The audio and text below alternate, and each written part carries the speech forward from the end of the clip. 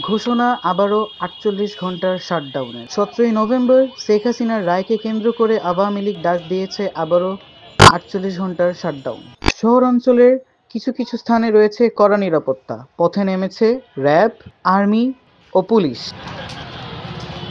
কিন্তু সাধারণ জনগণের মধ্যে নেই কোনো প্রতিক্রিয়া। কিছু কিছু এলাকায় যান চলাচল রয়েছে স্বাভাবিক, বাজারহাট মার্কেট রয়েছে খোলা, ক্রেতা বিক্রেতার ভিড় রয়েছে স্বাভাবিক এবং মানুষের মন্তব্য কোনো লকডাউন শাটডাউন তাদের খাদ্যের ব্যবস্থা করবে না। তারা তাদের কর্মস্থানে যাবে এবং কোনো আওয়ামী লীগের লকডাউন শাটডাউন তাদের জীবন এবং তাদের কর্মস্থানে কোনো প্রতিক্রিয়া করছে না। মোটামুটি আলহামদুলিল্লাহ খবরটা তো মোটামুটি খারাপ না, ভালো। কোথাও কোনো বিশৃঙ্খলা দেখতে পাইছেন? আমি ওকে দেখি কোনো সমস্যা নেই রাস্তায়?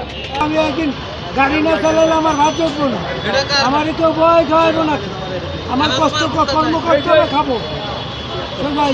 তাহলে তারা যে শাটডাউন দিয়েছে সেটাতে কি আপনারা? এইটা হেরা যান না ভাই, যখন ওটা গাড়ি চললো, আমরা কষ্ট করি, প্যাটলিক করি, কোনো ডাক্তারই নয় ওই হিসাবে।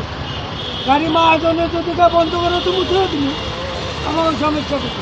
আগামীকাল শেখ হাসিনার রায় দিবে আদালত। জানা যাবে আগামীকাল এই শাটডাউনের পরিণতি ও ফলাফল কি হয়।